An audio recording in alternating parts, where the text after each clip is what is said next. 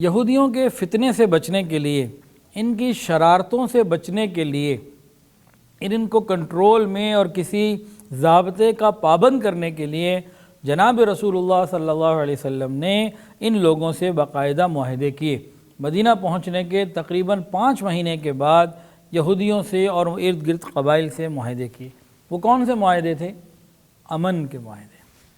اسلام پیغام امن دیتا ہے۔ پورے قرآن میں یہودیوں کی تفصیلات ہیں، کتنے یہ شرارت والے اور مکار قسم کے لوگ ہیں، کتنے فتنے والے لوگ ہیں، تفصیلات خوب کھولی ہیں اللہ نے۔ نبی علیہ السلام جانتے تھے، تو آپ نے ان کو کسی معاہدے کا، اصول کا پابند کرنے کے لیے باقاعدہ معاہدہ کیا۔ اس کے اندر یہ ایک بین الاقوامی معاہدہ تھا اس زمانے کا۔ نبی علیہ السلام نے یہ لکھوایا، یہ عہد نامہ اللہ کے نبی محمد صلی اللہ علیہ وسلم جو نبی امی ہیں، ان کی طرف سے قریش اور یثرب کے مسلمانوں اور ان لوگوں کے مابین جو مسلمانوں کے ساتھ مل کر امن قائم کرنے کی کوشش کریں کہ ہم سب ایک امت ہیں۔ کیا خوبصورت بات فرمائی۔ اور اس میں یہ بھی لکھا ہوا ہے کہ اور قبیلہ بنو عوف کے یہودی بھی مسلمانوں کے ساتھ ایک قوم شمار ہوں گے۔ اور یہ بھی اس میں لکھا ہوا ہے، سیرت ابن ہشام میں روایت موجود ہے، اور ان سب کے درمیان خیر خواہی اور نیکی کا پرچار کیا جائے گا، اور کوئی بھی شخص اپنے حلیف کے ساتھ بد عہدی نہیں کرے گا، اور مظلوم کی مدد اور معاونت کی جائے گی۔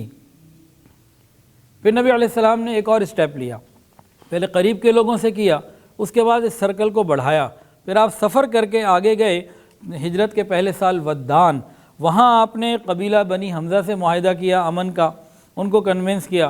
پھر ہجرت کے دوسرے سال کوہ بواد کی طرف آپ سفر کر کے گئے، پھر بنو مدلج کی طرف سفر کر کے گئے۔ اس طرح نبی علیہ السلام نے اسٹیپ بائی اسٹیپ اور لوگوں کو امن کے معاہدے میں شامل کیا۔ اب نبی علیہ السلام تو امن کی دعوت دے رہے تھے۔ کفار مکہ کے 13 سال آپ نے مکہ کے صبر کے ساتھ گزارے، لیکن یاد رکھیے مسلمان ہمیشہ امن والا ہوتا ہے اور دہشت گرد ہمیشہ غیر مسلم ہوا ہے۔ جزیرہ عرب جو لوگ امن کے دشمن تھے، معمولی سی بات پہ سینکڑوں جانیں چلی جاتی تھیں، بغیر جنگ کے ان کا گزارا نہیں ہوتا تھا، ایسے لوگوں کو آپ نے امن کے اندر جو ہے نا وہ شامل کیا۔ یہ جو کفار مکہ تھے ان سے برداشت نہیں ہوا، یہ بدر میں آ گئے، پھر احد میں آ گئے، پھر خندق میں آ گئے امن کو برباد کرنے کے لیے۔ نبی علیہ السلام نے جو ہے وہ دفاعی پالیسی اپنائی اور امن کو قائم رکھا۔ تفصیلات بہت زیادہ ہیں۔ پھر ایک مرتبہ نبی علیہ السلام نے ایک خواب دیکھا کہ آپ عمرہ کر رہے ہیں، آپ نے ساتھیوں کو لیا، عمرہ کرنے پہنچ گئے، قریش آگے رک گئے، آپ نہیں کر سکتے، تو وہاں صلح حدیبیہ ہوئی، یہ بھی امن کے لیے، اور جو بظاہر شرائط تھیں ایسا لگتا تھا کہ دب کے کی ہے۔ ایک شرط تو یہ تھی کہ ابھی آپ عمرے کے لیے آئے تو ہیں، لیکن ابھی جائیں واپس اگلے سال آئیں۔ دوسری شرط یہ تھی اگر کوئی مسلمان واپس مکے آ جائے تو ہم واپس نہیں کریں گے، کوئی کافر مسلمان ہو کے مدینے آ جائے تو آپ واپس کریں گے۔ اور تیسری شرط یہ تھی کہ جو جس قبیلے کے ساتھ ہمارے ساتھ ملنا چاہے قبیلہ، آپ ہمارے ساتھ مل جائے، کو آپ کے ساتھ مل جائے، آپ کے ساتھ مل جائے۔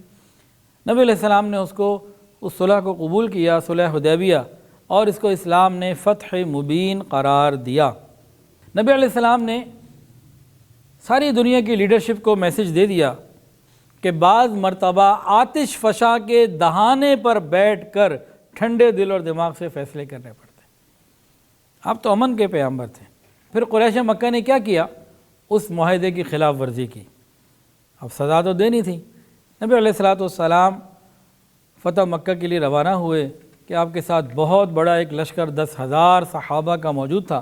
کفار مکہ یہ سمجھتے تھے کہ ہمارے پاس آج قوت نہیں رہی، ہماری عورتوں کی عزتیں لوٹی جائیں گی، مال لوٹے جائیں گے، ہمیں بے حساب سارے بدلے لیے جائیں گے، انہیں سب کچھ یاد تھا۔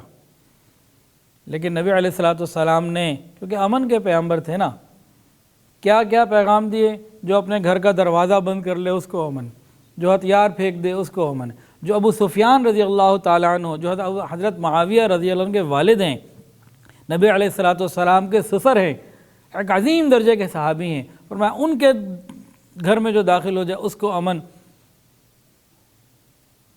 جو بیت اللہ شریف میں داخل ہو جائے اس کو امن، یعنی امن کا ہی پیغام تھا۔ یہ چاہتے تھے آقا کہ جہاں بھی جائیں امن ہی امن ہو۔ اور نبی علیہ السلام نے آخری جو حج کیا نا 10 ہجری میں، تو اس میں امن کا ایک عالمی پیغام پوری دنیا کو دے دیا۔ کیا پیغام تھا؟ بے شک تمہارا خون، تمہارا مال اور تمہاری جانیں ایک دوسرے کے لیے حرام ہیں، جیسے کہ یہ دن، یہ شہر، یہ مہینہ عزت و حرمت والا ہے۔ ویڈیو کے نیچے سبسکرائب کے بٹن پہ کلک کریں، بیل کے آئیکن پہ کلک کیجئے تاکہ ہر نئی ویڈیو کی نوٹیفیکیشن آپ کو مل جائے۔